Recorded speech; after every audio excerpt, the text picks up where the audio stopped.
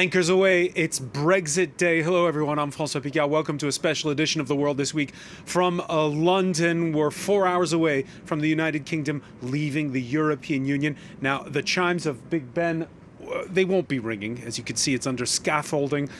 Nonetheless, there's been a lot of build-up, a lot of preparations. For some, it's a moment of joy. And for nearly half the nation here, it's also a moment of sadness.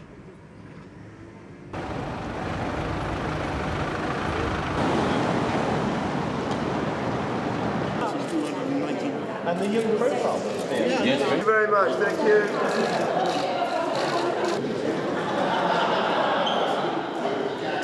Have you split the country in two over Brexit, Prime Minister? Well, we're here. It was the biggest joy of my life. Anyway, no, apart from Brexit.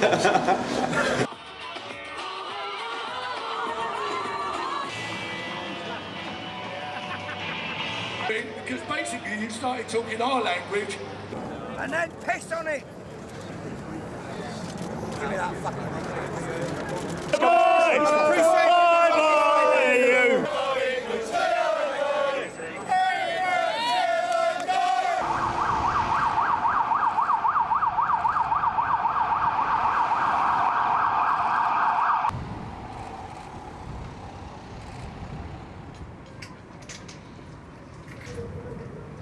Our first guest here on the banks of the River Thames is George Parker, the political editor of the Financial Times. Thank you for joining us. Pleasure. How are you feeling? Personally, I'm feeling very sad. The European Union has been part of my life ever since I was a kid. Remember, my father was a passionate European, took me to a football match to watch England and Denmark and Ireland, who joined the EU in 1973, playing other countries, the other six, at Wembley Stadium. I worked in Brussels for 5 years.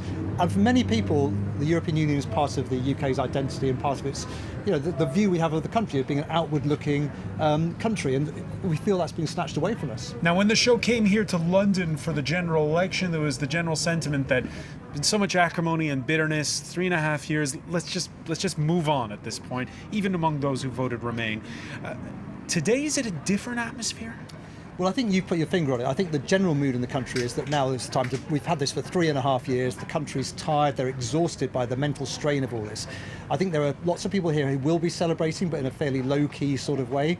But I think there is the fact the moment is approaching now. The clock is ticking around to 11 o'clock. I think there are a lot of people who voted for Remain in 2016 who thought they got over it, but now there is an emotional wrench which they're just starting to feel this evening. So how's the Prime Minister handling it? On the one hand, he said, let's have low-key celebrations. On the other, he goes and stages a cabinet meeting today in Sunderland in the northeast of England, which is a symbolic place because that was the first town on the night of the 23rd of June 2016 where we saw the returns come in and went, this is not going the way of Remainers.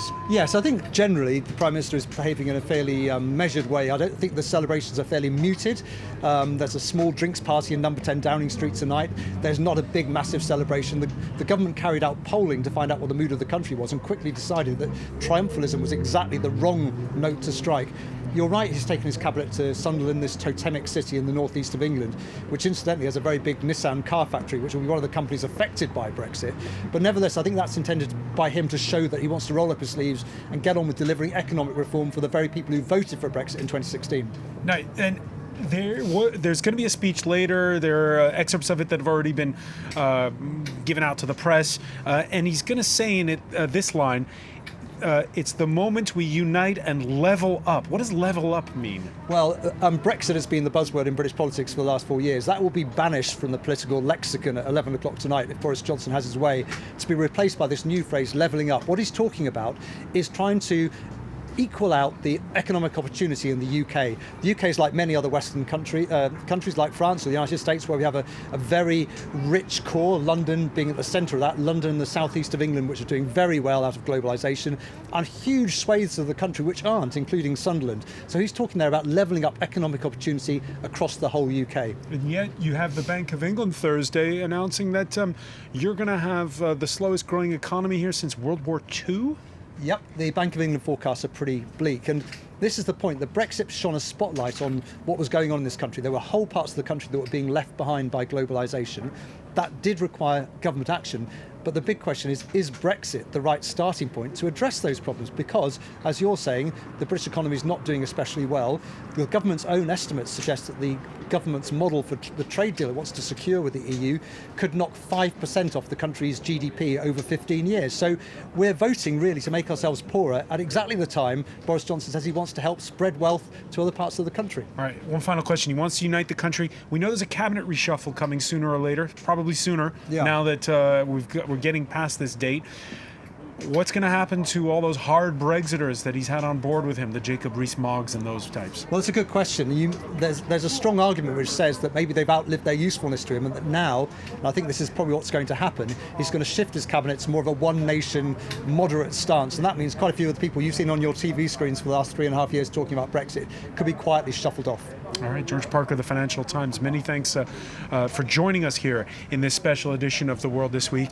Now, we've seen in the UK capital, which voted Remain by a sizable margin, two dueling demonstrations this Friday, with those who are in favor of Remain, again expressing the sadness that George Parker mentioned.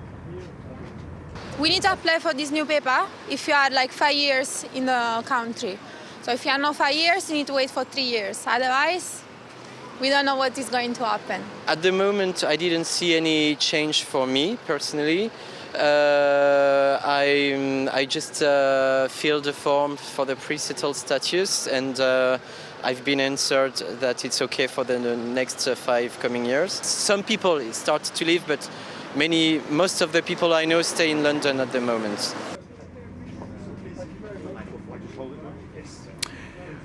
And those Europeans, those British, it was Clovis Caselli, our own Clovis Caselli, was speaking to them. Let's join him live. Clovis, tell us where you are.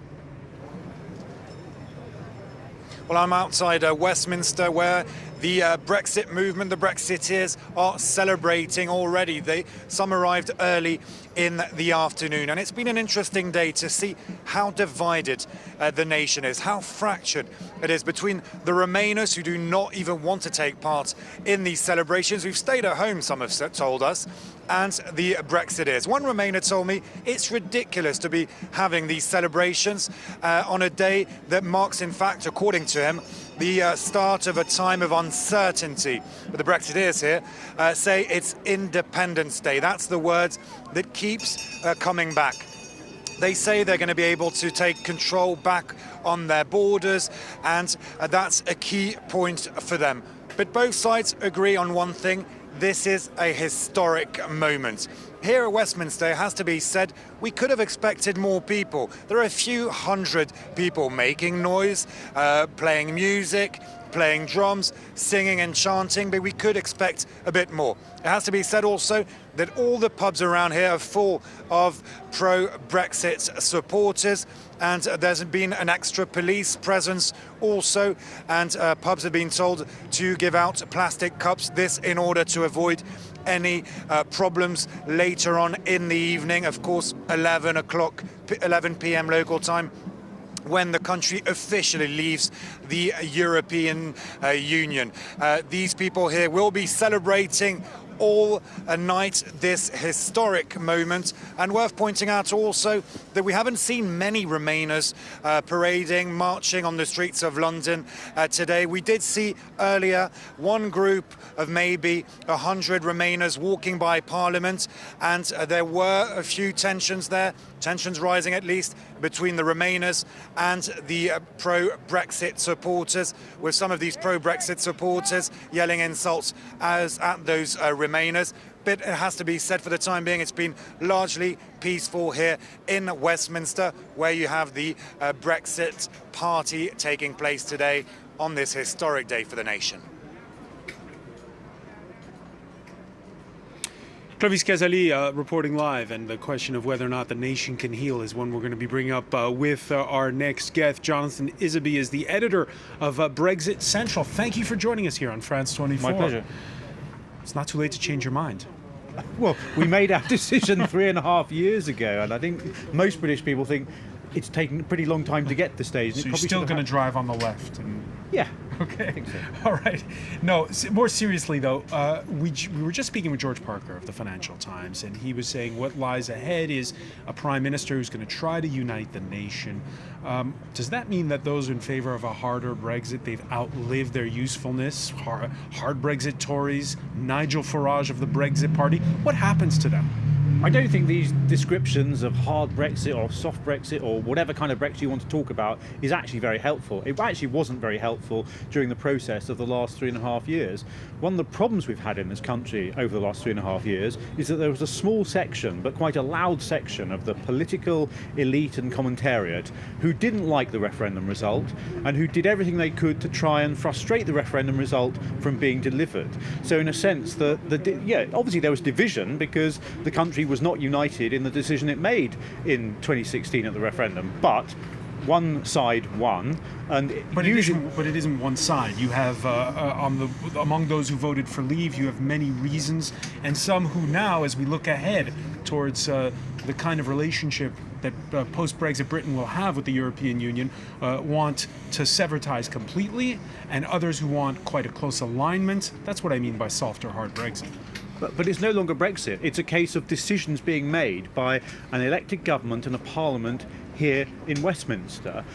As of Brexit happening, no decisions are going to be being taken in Brussels that control our laws, our trade policy and so on in this country. It's up to the government what it does. Boris Johnson's Conservative Party was elected at the general election we had in December on a very clear manifesto to get Brexit done, to make sure that we do come out of the European Union as we are doing later tonight, but also that the country will not be committed to remaining aligned with the European Union. We need to have that freedom to diverge over time. It's not going to happen overnight, but having that freedom to diverge over time is an important right that we have won back. What does that mean? For Customs Brexit. Checks at the borders eventually? Does that Not necessarily, but it means that why should every British business be beholden to EU regulations, even if they're not exporting to the European market?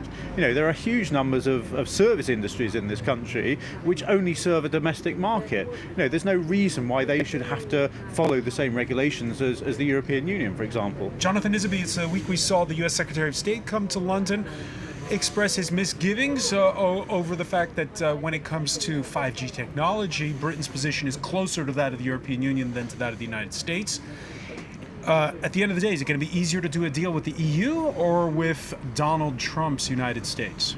I think both the European Union and the United States have good reason to do a trade deal with the United Kingdom sooner rather than later. But which one will it be easier to do? I don't think it's a case of saying either or. And, both of those organisations will be doing trade deals with. Equally, the Australians and New Zealand are very keen to do a quick trade deal with the United Kingdom. We are an independent nation. We can make our own mind up. We will continue to have positive and flourishing relationships, both with our friends in the European Union and our friends on the other side of the Atlantic and around the world. We don't have to pick a side. What's going to happen going forward? You're saying we're beyond Brexit. Your organization's called Brexit Central. Your publication. What's going to happen to it, for example? Tomorrow will be our last bulletin. We've spent 3.5 years chronicling from September 2016, just after the referendum, until tonight, when we are going to be formally leaving the European Union. And as far as we're concerned, we've been a glue holding together the Brexit movement to get Brexit done. That's now happened. And actually, the arguments that will happen in the next phase of talks will see Brexiteers taking very different views, because the Brexit movement covered people from the left of politics, the right of politics, of no political abode in politics, and all those different people have different views about what kind of trade deals you do, what kind of regulations you want to implement. And actually that's the whole point of Brexit, that you have freedom to have normal political debate here in this country about the laws that we make. All right, I want to thank you so much, Jonathan Isabey, for joining us, and good luck with your final issue. Thank you. All right, let's go now. We're going to go shortly to Edinburgh to Catherine Norris Trent. But before we do, let's take a look at what are the issues there north of the border, where we heard some very strong words from the First Minister, words that you could say were, well, at the opposite of what we just heard from Jonathan Isby. She's sad, she's angry, and she's not wasting any time. As Britain pulls Scotland out of the EU, Nicola Sturgeon pleaded for Scottish voters to join her in seeking independence from the United Kingdom. The UK that Scotland voted to remain part of in 2014, a UK inside the EU, will no longer be a reality. A new independence referendum will put the decision about the best path for Scotland into our own hands. And there is a cast iron mandate from both the public and from the Scottish Parliament for that referendum. 62% of Scottish voters rejected Brexit and have given Sturgeon's Scottish National Party a majority in the last 3 elections. But a political mandate is not the same as a legal right. To have another referendum in Scotland, you would really need the Parliament in Westminster, so the UK Parliament, to approve that referendum. And the government at the moment has been absolutely clear. There will be no bill presented in Parliament, and there will be no vote on whether or not Scotland should have another referendum. To keep up the pressure on Boris Johnson, Scottish Parliament voted their support for a second referendum earlier this week. If political pressure doesn't work, Nicola Sturgeon says she's not ruling out challenging the Prime Minister in court. In the meantime, Scottish MPs voted to keep the EU flag flying over their parliament as a demonstration of regret. And many Scots will be holding candlelight vigils as the clock strikes Brexit, a message to the EU to leave a light on for Scotland. Yeah, there's going to be perhaps much more attention that'll be put on Scotland. We're going to cross over to Edinburgh in a short while here in this special edition of The World This Week. Right now, I'd like to join my compatriot, Sonia de la Salle Stolbert, who is the London correspondent for French daily newspaper Libération. Yes. And Libération, which, for people who don't know it, it was started as a leftist publication with the backing of Jean-Paul Sartre and Simone de Beauvoir. Became more mainstream, but has always kept its irreverent side. I hope so. That's the point. How is Libération covering this event? Well, we covered it extensively because we did a special Brexit edition, which we weren't too irreverent because I think it's a little bit of a sad day, so we didn't want to be too ironic, contrary to some other days. I mean, the day after the referendum, we had a very ironic front page, which was with Boris Johnson hanging on his wire. I don't know if you remember of that very famous picture, but today was a little bit more bittersweet feeling. How do you feel personally? I feel sad, actually. I feel sad, and I feel surprisingly sad because in a way I feel relieved as well, because it's been 3.5 years of madness where Brexit has been eating me, and I've been sleeping, breathing and writing all about Brexit. But I feel sad because I've been living in this country for over 20 years. I'm a European citizen, and suddenly it's a story which I've been covering, but which has an impact on me personally. So, yeah. An impact on you personally. Over in France, of course, we have people that we all know who are British, who are thinking of what to do, most of them applying for French citizenship. What's it like for the French in the UK? Well, I have to apply to the settled statute, which is a way to register basically my right to be here after 20 and more years paying my taxes here and living here. So it's a strange feeling, and I have to confess I haven't done it yet. I have until the end of this year, until the end of the transition year to do it.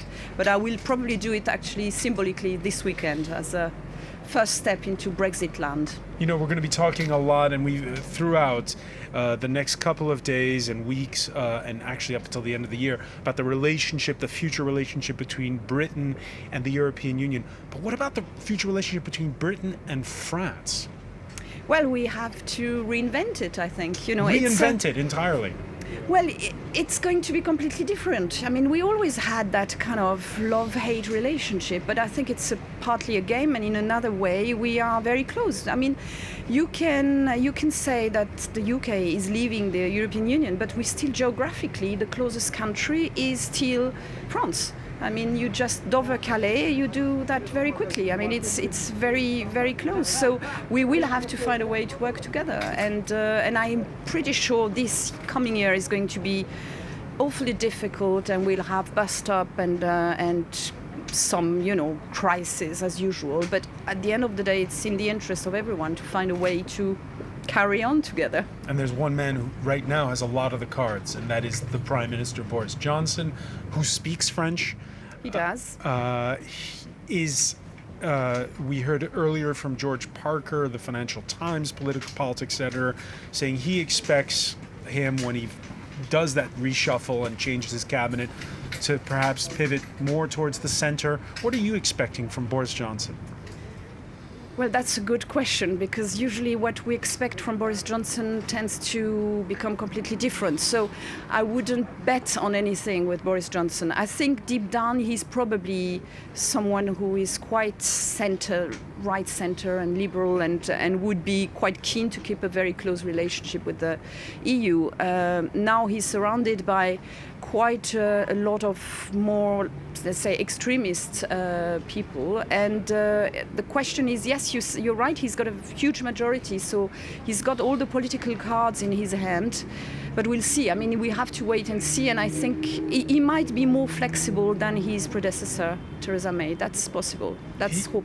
I mean, the hope, I think. He's gotten more done, it seems, already, by securing this deal, which gives a different status to Northern Ireland. You've been covering that story since the Good Friday Agreement. Yes, absolutely. Is Boris Johnson on the sly, quietly letting Northern Ireland go? Well, that's a good question, but the thing is, I mean, on that agreement which he found, I mean, he didn't found any agreement. It was actually the first agreement which was put to the British government, but was refused by Theresa May at the time. So in a way, it wasn't a real completely breakthrough or anything like that. That deal had been on since the beginning. Now, yes, it's a real possibility that we might see Northern Ireland becoming closer and closer to the Republic of Ireland and to the EU, and then eventually might ask for its own, reunification. It's a real probability, I think, now. Not tomorrow, not in 1 year, but in 10 years, might be. Might be, and the bitter division that we witnessed here, which surprised everyone on June 23rd, 2016. Is it still there? Is it still as strong? Is it worse? Have you been to Westminster Parliament Square today? I was there, yes, I saw. So I think you saw that there were already quite a little bit of scuffles. But was that just a fringe majority? That's just a fringe. Those are fringe groups. There weren't many people there, right? I think there is a huge Brexit fatigue in the country. I think there is a huge Brexit fatigue within the Brexiteers and within the Remain. Because everyone has heard all of that for 3.5 years. We've just heard about Brexit, and everyone is fed up.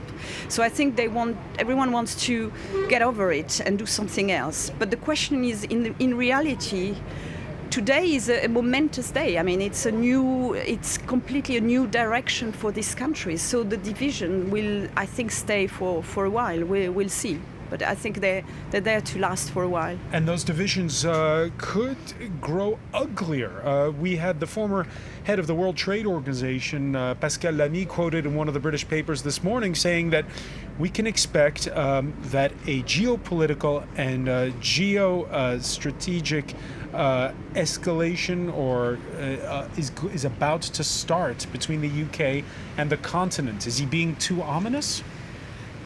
I think he might be a little. I mean, we have to see. I mean, there is the question about being pragmatic and saying we need to work together, because at the end of the day, it's the closest market for the UK right here. the EU. But it will really depends, at least as well, on the American elections coming up. All of that will make a difference. So it will. I mean, people say Brexit is happening today, so the uncertainty we've been living through over the last 3 years is gone. It's completely wrong. The only certainty today is that the UK is out of the EU. That's all. The rest is still to build up and to think about over the last year or years, probably more. And you said at the outset that you're surprised that even though you cover the story over and over and over again, it still gets you by the heartstrings. It still gets you in the gut. Yes, because it's... you come to a country, you make it your home, you have children here, they grow up here, you feel comfortable here, and you feel part of it, and then suddenly there is that vote, and I have had so many people who voted Brexit who told me it has nothing to do with you. But the reality it has, because it changes something. It changes, even if it's just a little administrative paper, or even if it's just a little perception of how I feel that I've never felt like a foreigner until Brexit. And now I feel a bit like a foreigner. All right. Sonia de la Salle-Stolper, you're also the correspondent, not just for Libération, but for the newspaper Sud-Ouest. Yes, sometime, yes, absolutely. Sud-Ouest is the regional newspaper in the southwest of France. You may have heard that there's a rugby match taking place in Paris this weekend between France and England. What's your prediction? Well, I predict that, reasonably speaking, I should say that England is going to win, but I know that France can pull up and win. We'll see. Brexit or no Brexit, we'll still have I Le always Crunch. support France for and we'll rugby. still have Le Crunch. Yes, of course we will. All right. Of course we will. And we'll still have we'll the weather. We'll still be friends, as everyone says. And we'll still have the weather, as we can see. Well, it's perfect Brexit British weather.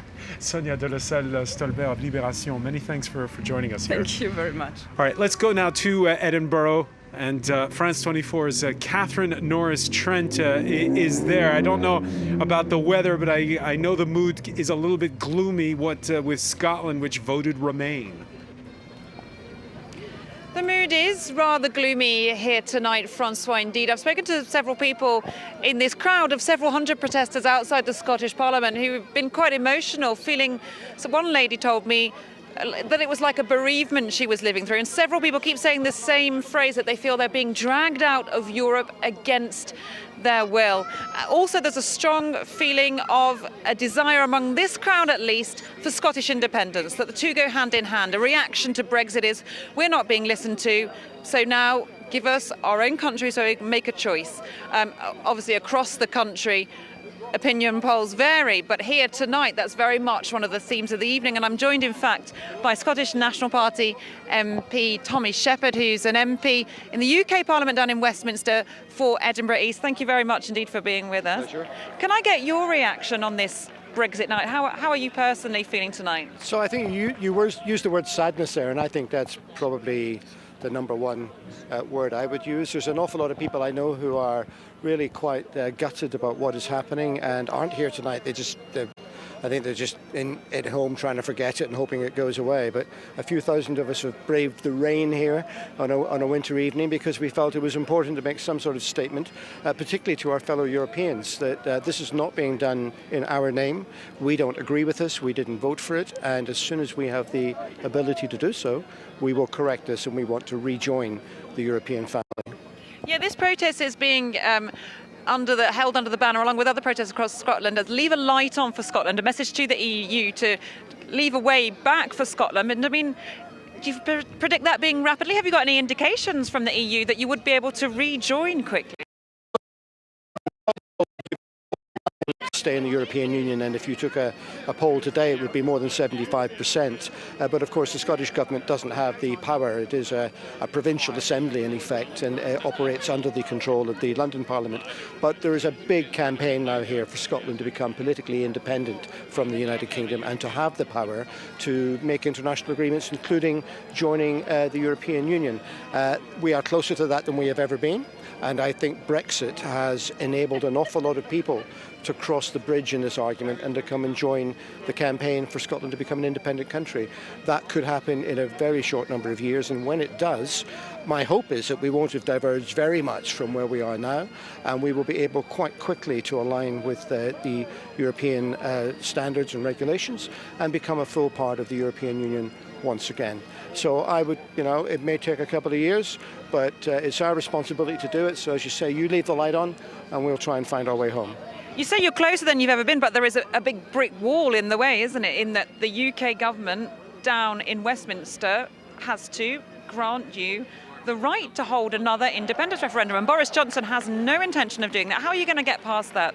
Well, the Conservative government in London has no mandate in Scotland. I mean, they have got 6 members of Parliament out of nearly 60, whereas the SNP has 48 members of the Parliament in Scotland. So, they may have won the election in England, but they certainly did not win it in Scotland. And Boris Johnson is denying the mandate we have in Scotland, but every time he denies it, he just recruits people to the cause of Scottish independence, and more people think, well, this is unreasonable. We thought we might be interested in this because we feel we're not being listened to.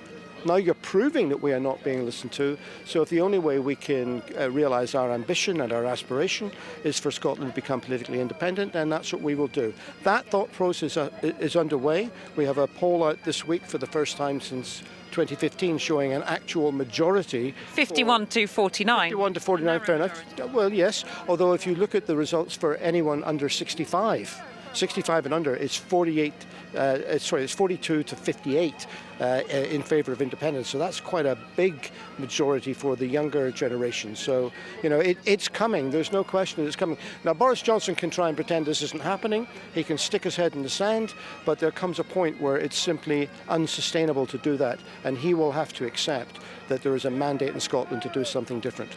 So concretely, what are the next steps for the SNP? We heard Nicola Sturgeon saying you've got to be patient, there are no shortcuts. I mean, legally, how do you get around this brick wall of the UK government down in London saying we're not going to give you another referendum? So the main thing that we're engaged in at the moment is we are reaching out to a lot of people who I would say are on a journey at the moment. They haven't yet come to support Scottish independence. They may indeed have many concerns about it. And some of those are people here tonight, actually. Some of those are people who are really concerned about Brexit, but they're not convinced Scottish independence is the answer to it. So we want to have a dialogue with those people and bring them in to shaping a new prospectus for how Scotland could be an independent country and a very prosperous country, a country that wants to play its full role in the world and a full role in the European continent, a country that welcomes people within its borders. And we are building support for that. The more we do that, the more the case becomes unanswerable, and there will be a Scottish election in May next year, where I very much hope we will get a resounding mandate to move forward with political progress towards Scotland becoming an independent country. And just very quickly, for me as a final question, how long do you predict it will be before Scotland does become independent? I would be very surprised if Scotland is not an independent country at some stage in the next 5 years. All right, we'll have to leave it there, I'm afraid. But thank you very much indeed, Thomas Shepherd, MP for Edinburgh East, joining us here outside Holyrood, the Scottish Parliament, where this protest is set to continue into this evening of Brexit Day.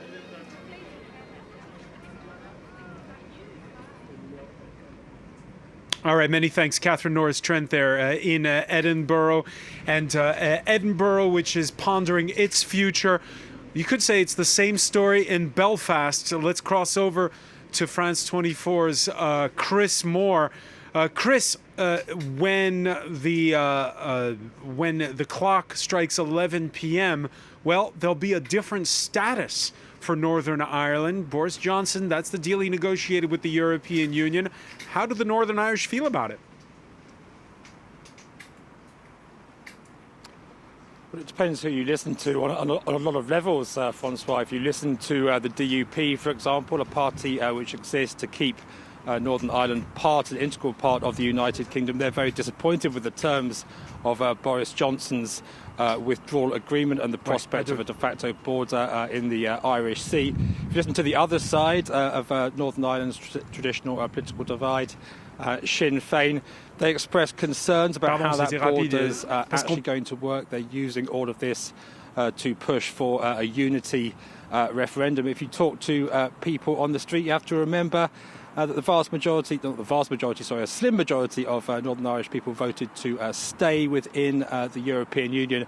There is this feeling that what is ultimately a very small part of what is still the UK has been made to pay the price of the pains of Brexit, the agonising over the border on Ireland over the last 3 years, and that they may well continue to do so going forward, given that they are, as I said, a junior partner in all of this, faced with a much bigger United Kingdom and European Union.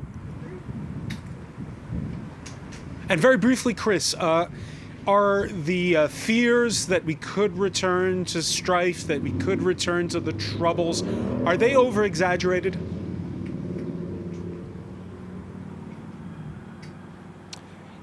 Well, François, anything that happens in terms of political change, and Brexit is a major political change, given the history of Northern Ireland, is always really going to be reflected on via that prism, that violent past. All those concerns about the prospect of a hard border, with the EU concerned that it would threaten the Good Friday Agreement, that it could become a target for Republican groups. They were the forefront of many people's fears. 1998 did draw a line under some of that violence, but there have been sporadic deadly incidents since then. Intelligence services warning about dissident groups which haven't fully disarmed, etc. That's the case in terms of the, for now, dead prospect of a hard border with the Republic of Ireland, but there is now a beef on the other side of the argument, if you like, regarding that new border, the fact that it leaves Northern Ireland, despite the fact that it is technically leaving the European Union, with a slightly separate status to the rest of the United Kingdom, one foot perhaps still stretched out towards the EU. There have been protests against that border arrangement from that side of the political divide here. It hasn't as yet gone any further than that. As I said, a lot of people's concerns are about how the border will operate. They're about emotional concerns about leaving Europe. But given this place's history, those fears are always going to be there for the people of Northern Ireland. Reporting live from Belfast, France 24's Chris Moore. Many thanks for that. We're now joined, and we're pleased to welcome writer and journalist David Oldroyd Bolt. We've seen your contributions in the Daily Telegraph, The Spectator. Wow, June 23rd, 2016 to now. What's your feeling as we count down the hours? François, I think it's really got to be seen as a moment of reconciliation that's probably about 3 years overdue. Since the 23rd of June 2016, there's been a sense in this country of stasis and of shock, I think is the right word. When Englishmen start talking about politics in pubs, you know something's really wrong. And going into pubs over the past few years, it's been an almost constant topic of conversation. I think since the 13th of December, that's dissipated slightly, and now I suspect that it's going to evaporate almost completely. Completely? I think so. I think most people now, except for the hardcore on both sides, for most people, this was settled on the 23rd of June 2016. All that were left were details and technicalities. It's now been convincingly settled with Boris Johnson's majority of 80 seats. And I think for most people after today, any further sort of discussion on a national scale of crisis of the worst time in British history since the Civil War will be seen simply as panic-mongering. Panic-mongering, but there will be lasting scars, won't there?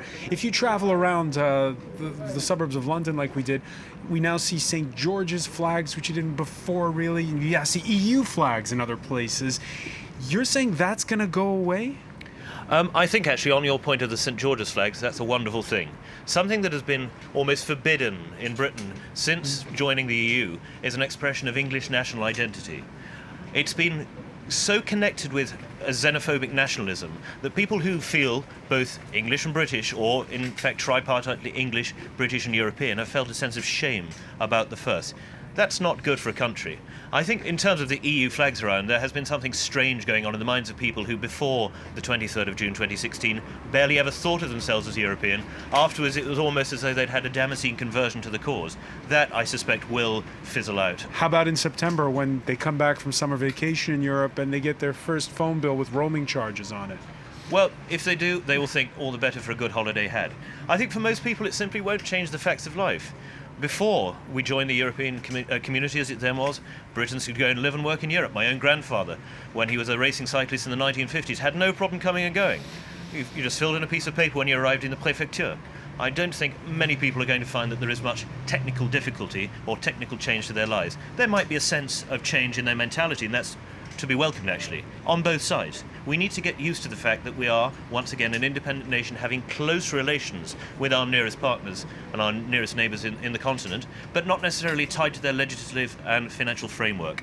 And there's going to be a negotiation. There'll be a negotiation with the European Union. There'll be one with the United States. Which one will go easier? Well, I've got to say for the United States, really. We have so many common ties. The language is such an important thing. We are part of the Anglosphere, along with Canada, New Zealand, But you do much Australia. more trade with Europe. We do at the moment, but that's because we've been tied into a protectionist bloc since 1975. Once the fetters are off, I'm sure that our trade with the United States will increase. Will increase because this week we saw Boris Johnson really take a stance that's closer to that of Europe's than that of the United States when it comes to 5G technology. Well, let's not forget that Boris Johnson is an extremely good politician. It behooves him to show warmth and openness towards the European idea leading up to today. What he's doing in private in terms of trade negotiations, I would hope, is a less rosy-eyed thing. You're a journalist, not a businessman. But who would you rather have a negotiation with? Ursula von der Leyen or Donald Trump? I think that's asking me to choose between Scylla and Charybdis, really, isn't it? On the one hand, you have a group of 27 nations feeling rather aggrieved that one of their numbers chosen to leave. On the other hand, you have a man who is absolutely an American first. So I think there is an ease to dealing with Trump because you know that he just wants to get the best deal for America. With the Europeans, perhaps there is more of a psychological difficulty. All right, let me read you a quote. This is from one of the editorials in the Times of London this Friday. If all goes, whatever happens, our politicians will never again be able to blame the EU. That in itself is a blessing. Quite so.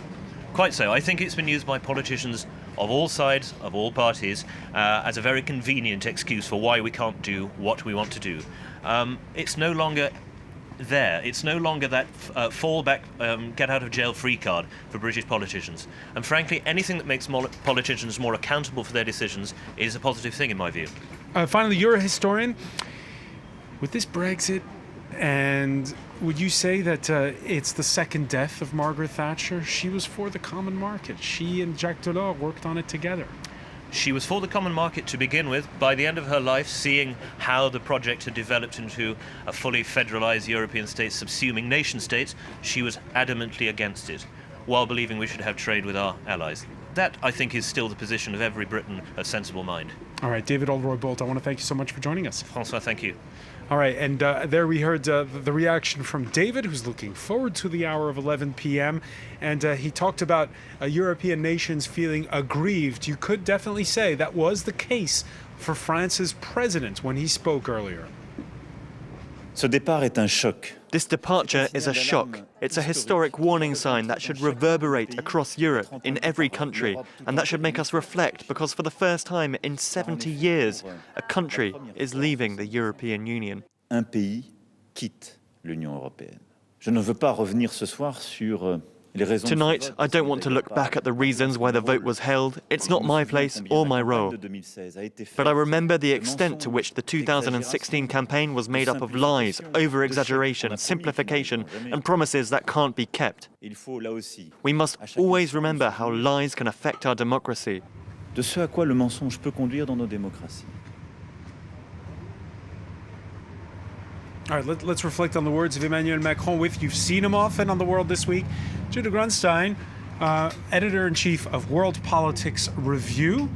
And here we are in London, and you're based these days in Newcastle, in the north of England. All right. We heard there, before I ask you about Newcastle, the words of the French president there. He talked about how basically we got to this point in part because a lot of people fed a lot of lies, and that's something we need to reflect upon.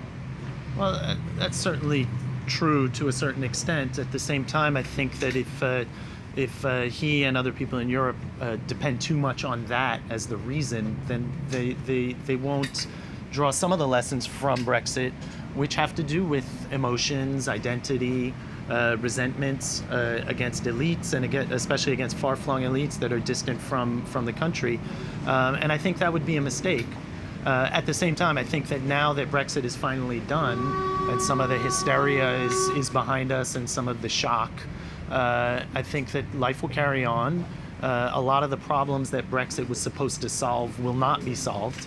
But the difference being that Boris Johnson and whoever succeeds him in the future as Prime Minister of Great Britain, or perhaps of less Great Britain, will not have Brussels to kick around and blame for the things that they're not solving. And again, in that speech that's going to be broadcast at 10 p.m. local time here, the UK Prime Minister is going to say that he wants a one nation. He wants not to people to have less of a chance based on where they are born and where they live. In the north, in Newcastle, it's a similar story to London, right? In that you've got a well-connected university town, but that's surrounded by an industrial north that feels left out. Absolutely. And before getting to Newcastle, I think that Boris Johnson's speech is a hard sell, for instance, in Northern Ireland, which is not feeling terribly unified, I think, at this point with the rest of the United Kingdom. But it's exactly true about Newcastle. It's a city that was an industrial city in the past, working class, and that managed to reinvent itself through becoming a research hub, numerous universities. There are hubs for British Telecom, for instance, and other multinationals in the city itself. But in the outlying towns like Gateshead or Blythe or Felling, there's a sense of being left behind and a sense of not being included. And can Boris deliver? Well, it's going to be a tough sell. I mean, or a tough job. Again, what happens now, I think, is that a lot of the grievances that drove Brexit, it will soon become clear that being part of the European Union was not necessarily the cause of those problems. As we mentioned earlier when we did the Facebook Live in Barking, what I said was a lot of the advantages of being in the EU are invisible, and a lot of the disadvantages were very visible. Now those advantages, as being in the Great Britain is no longer in the EU, the advantages and losing those advantages will become more and more visible and more clear. All right, earlier we had David Oldroyd-Bolt telling us he'd rather have a trade negotiation with Donald Trump than a trade negotiation with Ursula von der Leyen, the new president of the European Commission. Is he right? Is that going to be an easier task for the British? If I were him, I'd maybe talk to Japanese Prime Minister Shinzo Abe. I might talk to the Mexican president and the Canadian Prime Minister, even the Chinese. I don't think anything about the last 3 years of the Trump administration would make anyone enthusiastic about negotiating a trade deal with Donald Trump and his team. There's uncertainty about their goals, and there's confusion. There's fault lines within the Trump administration in terms of what they want to achieve with trade deals. And finally, once a deal is agreed upon, there's no certainty that Trump won't immediately threaten new tariffs to get some other goal that he wants that has nothing to do with trade. So I would not agree with that assessment at all. All right, one final question. We're almost out of time. The weather here is stormy. I don't know if it's an allegory for what's going to happen after 11 p.m. Maybe that's my France 24 bias. I was going to say one of the worst parts of all the delay about Brexit is that we could have been doing the show May 31st, and instead we're doing it January 31st. We're doing it January 31st. Is what's Britain's standing going to be? Well, I think that it's going to be something of a shock in the sense of negotiating trade deals with giants like the US and China and the EU that have a lot more leverage and a lot more power in these negotiations. And I think also that it comes at a bad time for negotiating those deals because the World Trade Organization and the global trade regime have been undermined and weakened. So trade negotiations are really becoming the big eat the small. And at this point, the UK is now, once again, among the small. Among the small. Judah Grunstein, Editor-in-Chief of World Politics Review. Thank you for joining us. We want to thank you for joining us here for this countdown to Brexit. And our coverage continues now with Delano D'Souza in the studio. And we'll be counting down with a special edition here from London. That'll be at 10 p.m. local time, 11 p.m. in the French capital.